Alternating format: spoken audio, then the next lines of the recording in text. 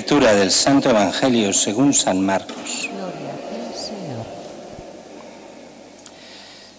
En aquel tiempo Juan dijo a Jesús: Maestro, hemos visto a uno que echaba demonios en tu nombre, y se lo hemos querido impedir porque no viene con nosotros. Jesús respondió: No se lo impidáis, porque quien hace un milagro en mi nombre no puede luego hablar mal de mí. El que no está contra vosotros está a favor nuestro. Y el que os dé a beber un vaso de agua porque sois de Cristo, en verdad os digo, no se quedará sin recompensa. El que escandalice a uno de estos pequeñuelos que creen, más le valdría que le encajasen en el cuello una piedra de molino y lo echasen al mar. Si tu mano te induce a pecar, córtatela. Más te vale entrar manco en la vida que ir con las dos manos a la gehenna, al fuego que no se apaga. Y si tu pie te induce a pecar, córtatelo. Más te vale entrar cojo en la vida que ser echado con los dos pies a la gehenna. Y si tu ojo te induce a pecar, sácatelo. Más te vale entrar tuerto en el reino de Dios que ser echado con los dos ojos a la gehenna, donde el gusano no muere y el fuego no se apaga. Palabra del Señor. Gloria a ti, Señor Jesús.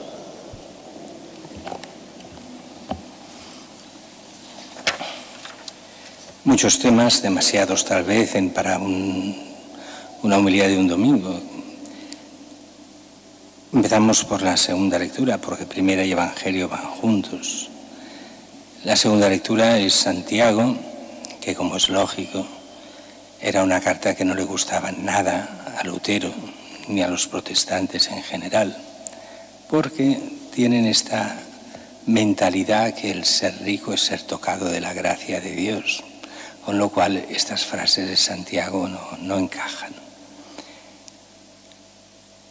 Atención, ricos, llorad por las desgracias que se os vienen encima. Vuestra riqueza está podrida, vuestros trajes apolillados, vuestro oro y vuestra plata oxidados, y su herrumbre se convertirá en testimonio contra vosotros y devorará vuestras carnes como fuego. Habéis acumulado riquezas en los últimos días. Y después continúa con cómo han acumulado esas riquezas, o sea, aprovechándose de los demás. Mirad el jornal de los obreros que segaron vuestros campos, el que vosotros habéis retenido. Habéis vivido lujos en la tierra, os habéis dado la buena vida, habéis cebado vuestros corazones. ¿Cuál es el problema del rico y de ser ricos? ¿Es en sí mismo el hecho de ser rico, de tener mucho? No. Pero sí que es un problema el ser rico, y son muchos problemas a la vez. Primero, el no entender que nada de lo que tenemos es nuestro. Ahí viene ese pseudocomunismo cristiano. Digo pseudo porque es falso comunismo, no es comunismo, ni muchísimo menos. La mentalidad del Evangelio es: toda la creación es de Dios, y solo es nuestro aquello que podamos llevarnos a la vida eterna. Entonces, ¿qué es lo nuestro? El bien que hagamos y el mal que hagamos. Eso es nuestro, que nos lleva al infierno o al cielo. Todo lo demás somos administradores. El que es rico y piensa que porque es rico, es suyo, ya está fuera de lo que es el Evangelio. Eres administrador de aquello que tiene, pero no puede hacer lo que le dé la gana con aquello que tiene. Pero además hay una cosa es ser administrador, esto es en sentido genérico, y después hay dos puntos que son los importantes: cómo se llega a esa riqueza y cómo se administra esa riqueza. Problema: mucha gente llega a la riqueza con malas artes, que se las justifican, no hay ningún problema. Yo conozco mucha gente que ha robado mucho y se lo ha justificado todo, y se consideran bellísimas personas y buenos cristianos, y son ladrones directamente. Pero es como el mal, ¿no? El mal, cuando se hace una vez, la primera vez uno se siente mal. A la tercera vez que repite el mismo pecado ya lo encuentra normal. Es el pecado de muchos. Es el sentido del pecado. Se pierde ese sentido cuando uno repite el pecado muchas veces. Entonces ya encuentra la normalidad del pecado. Esto le pasa a muchos ricos. ¿Cómo han llegado a tener esa fortuna? Sí, habrá gente que la habrá heredado muy bien y no tiene ninguna culpa de lo que ha heredado. Otra gente y ha hecho todo lo posible para heredarlo, para aprovecharse, para no pagar los jornales, los sueldos dignos y poder llegar a ser rico. Hay mucha gente, yo recordaré siempre aquel pariente que decía una vez, siendo jovencito, he decidido dejar de ser cristiano, porque me he dado cuenta que es incompatible con lo que yo quiero. Yo lo que quiero es ser rico. Y ser rico y ser cristiano, en la mentalidad que él tenía de rico, tenía razón, era incompatible. No podía ser cristiano y rico a la vez. Primero por la forma como se llega. Lo segundo porque es sustituir al Dios de verdad por un Dios falso, el dinero, y las falsas seguridades que da el dinero. Pero también porque la forma de administrar de rico es la de administrar pensando que todo eso es mío y al cual yo tengo el absoluto derecho. Un poco como el famoso Lázaro y el rico Epulón, le llamamos Epulón, pero no dice nada que se llame así el Evangelio. Es muy curioso ese texto porque Lázaro, el pobre, tiene nombre. Al rico no se le da nombre, no es nadie en el Evangelio. Es un pobre desgraciado que va al infierno directo. ¿Pero qué ha hecho de malo? No dice el Evangelio que hubiera robado, ni que hubiera matado a nadie, ni que hubiera hecho, yo qué sé, negocios turbios con su dinero, ni que hubiera contratado a alguien para hacer quién sabe qué, ni que había conspirado contra nadie. No dice nada de eso. Dice simplemente, banqueteaba y vivía de lujo y vestía lujosamente. Y no se preocupaba para nada de Lázaro, que lo tenía delante allí cada día. ¿Cuál es el gran peligro del rico? Pues creer que le va a salvar su riqueza y que con ello puede hacer lo que quiera y que puede hacer ostentación y que puede vivir a pleno lujo y que no le importen los demás. Y entonces no ha entendido que era un administrador para hacer el bien con su riqueza, sino que era el que podía hacer lo que quisiera porque eso era suyo, que no es tuyo, que es de Dios.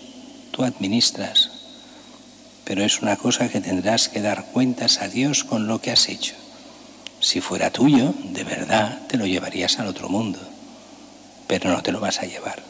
Entonces no es tuyo, lo administras. ¿Para qué? ¿Para que lo malgaste otro? Bueno, pues, o para malgastarlo tú. El dinero se transforma en un Dios.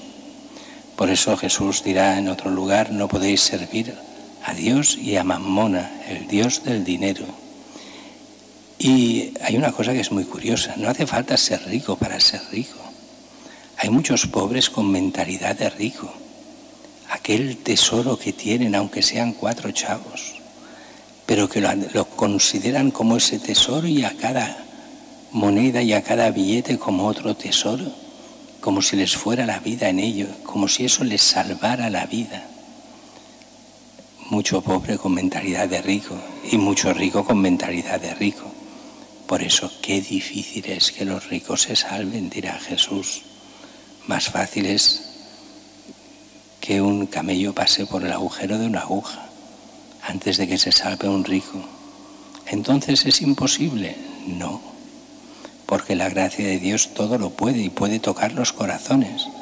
Pero si Dios te está llamando al corazón del rico y el rico no responde, entonces qué difícil realmente es que se salve. Y es el gran problema enorme de muchos ricos que han sacado a Dios de sus vidas para poner el dinero en el lugar de Dios. El mal con el cual consiguen las riquezas, muchas de ellas, y lo mal que las administran, porque es solo para ellos, donde se creen amos y señores, y los demás no cuentan, y el hacer el bien no cuenta. Ahí está el gran problema. Pero dejemos este tema y vayamos solo al Evangelio un momento. Maestro, hemos visto a uno que echaba demonios en tu nombre, decía Juan, el evangelista, y Juan, el apóstol. Se lo hemos querido impedir porque no viene con nosotros. Uno que echa demonios. No se lo impidáis, dice Jesús. Quien hace un milagro en mi nombre no puede hablar mal de mí. Cierto. Si uno hace de verdad un milagro y de verdad saca un demonio, es de Cristo. Es Cristo el que lo hace. Con lo cual, ¿cómo se lo vas a negar? ¿Quiere esto decir que hemos de aceptar todo lo que venga de fuera, como algunos dicen? ¿Ves? Todos los que hacen cualquier cosa, que hagan bien, lo hemos de aceptar como normal y tal. Fijaros, aquí me gusta poner un texto junto a este siempre, de los Hechos de los Apóstoles. Cuando Pablo está haciendo exorcismos y está curando a gente y sacando demonios, vienen los hijos de un judío famoso que hacían exorcismos, pero los hacían para darse fama, para hacerse querer por el pueblo, para cobrar por ello, para hacer también dinero. Y entonces ven que Pablo lo hace en nombre de Jesús y funciona, y ellos empiezan a coger a un poseído por el diablo, un auténtico poseso, y empiezan a hacer el exorcismo. En el nombre de Jesús y en el nombre de Pablo, sal de este hombre. Y el diablo, esto lo explica Hechos de los Apóstoles, y el diablo dice, a Jesús lo conozco, a Pablo también, pero vosotros ¿quiénes sois? Y les da una paliza, y se largan desnudos y apalizados los 6 hermanos. Y dices, cuidado. Una cosa es que realmente algunos, atendiendo a la Iglesia, aunque no sean estrictamente de los nuestros, hagan el bien, incluso pueden hacer milagros si Dios les concede eso. Dios puede hacer lo que quiera, como quiera y cuando quiera. Y otro es aceptar que cualquiera haga cualquier cosa sin ningún miramiento. Son cosas muy diferentes. Y continúa Jesús. Al que os dé de beber un vaso de agua porque sois de Cristo, en verdad os digo, no quedará sin recompensa. El que escandalice a uno de estos pequeños que creen, más le valdría que le encajasen en el cuello una piedra de molino y lo echasen al mar. Es curioso, siempre habla de los pequeños, a uno de estos pequeños, porque son de Cristo, un vaso de agua, tendrán recompensa. Dios recompensa todo el bien. De aquí que la salvación venga, sí, por la fe, pero también por las obras. ¿En qué sentido por las obras? No que las obras salven, sino que una fe que no tiene obras está muerta. Lo decía hace poco también Santiago, hace unos domingos. La fe se muestra con lo que se hace. El que dice yo tengo fe pero no hace nada, no hace el bien, sino que solo está en el pecado, es una fe falsa y muerta. Y eso hemos de estar muy atentos. Y algunos muchas veces dicen, es que no podemos juzgar. Falso. El cristiano ha de juzgar. Cuando decimos que no podemos juzgar, se ha de entender bien. Quiere decir, una persona que está pecando y gravemente no la podemos enviar al infierno, porque no sabemos en qué condición está en su conciencia, ni qué es lo que ha recibido, ni qué es lo que ha vivido anteriormente. Pero juzgar el hecho como un hecho pecaminoso, hay que juzgarlo. Porque si el mal no es mal, entonces también podemos hacerlo nosotros. Así que hemos de distinguir el bien del mal y juzgar lo que está bien y lo que está mal. Otra cosa es enviar al infierno a la gente, son cosas muy diferentes. Pero entender la diferencia del bien y del mal y juzgar lo que es correcto de lo incorrecto es obligación de todo cristiano. Y aquí vemos el sentido también aquí del escándalo. El que escandalice a uno de estos pequeños que creen, más les valdría que le encajasen en el cuello una piedra de molino y lo echasen al mar. Realmente es duro Jesús. Y son muchos los que escandalizan hoy. A empezar por ahora ya menos, pero antes podría decir el 80% de los padres y madres de familia que escandalizaban a sus hijos. Cuando les hacían hacer la comunión y el hijo empezaba a tener fe, y el día después de la comunión les decían: no volvamos nunca más a la iglesia, tú ya has cumplido, esto eran pamplinas y mentiras, Dios no existe. Y esto eran más de la mitad de los padres, tal vez el 80% de los padres, que decían esto a sus hijos. Y escandalizaban a sus hijos que perdían la fe y se les abrían los ojos al ateísmo, ya justo después de haber hecho la primera comunión.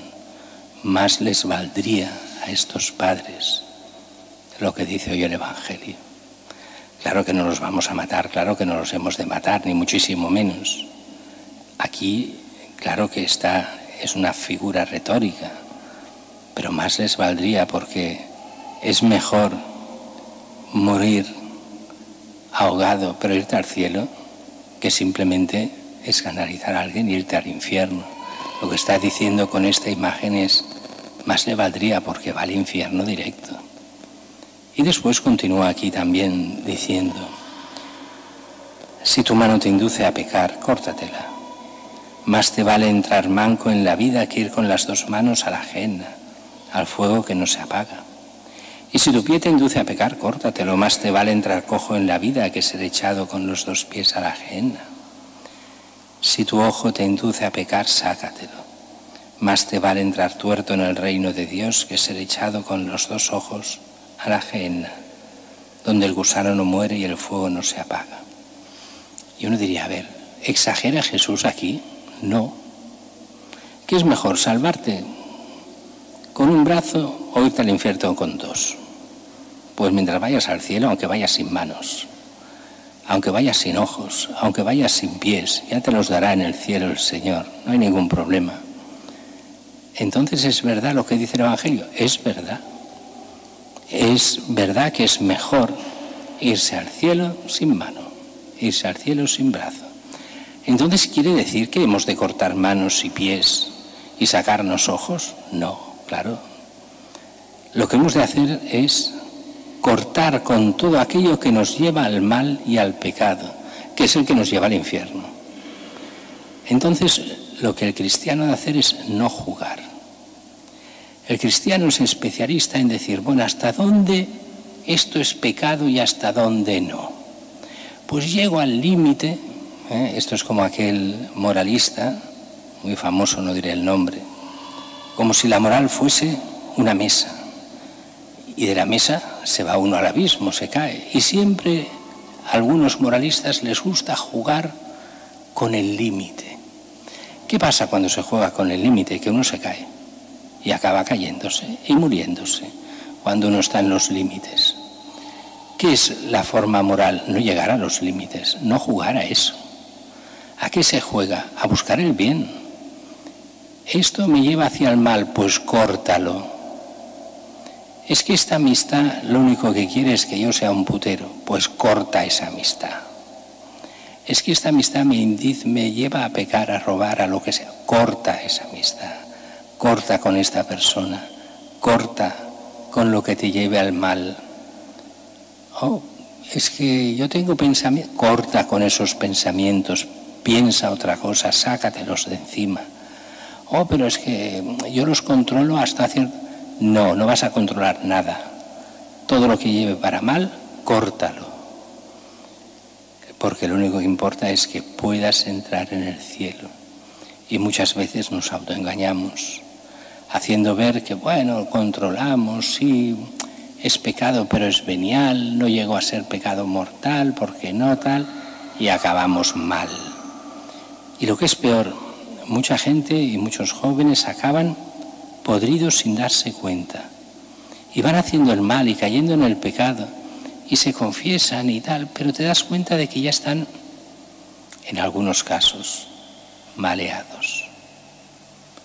Y hay un cambio radical o es peligroso para sus almas, porque se han acostumbrado a lidiar con el mal y a caer de cuatro patas, y cada vez les cuesta más entender la diferencia entre el bien y el mal.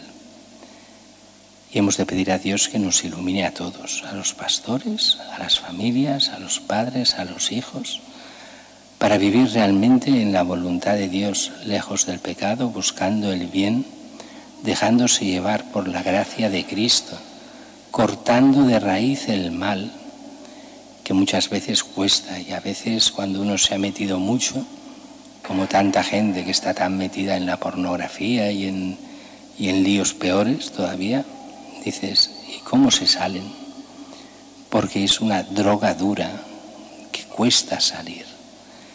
Y la gente piensa que no, que se sale todo fácilmente y no le importa dejarse llevar por todos los vicios, cuando quiera sale. No. No solo el problema es salir, sino que quedan manchados por dentro. Y ese quedar manchados por dentro, después sanar todo aquello es muy difícil. La gracia de Dios todo lo puede, pero es difícil. Pidamos a Dios que nos ayude a todos a cortar realmente con el mal, a realmente dejarnos llevar por aquello que prometimos en nuestro bautismo, el alejarnos y el renunciar al mal, al pecado y a las obras del diablo, para vivir en Cristo la gracia de Dios.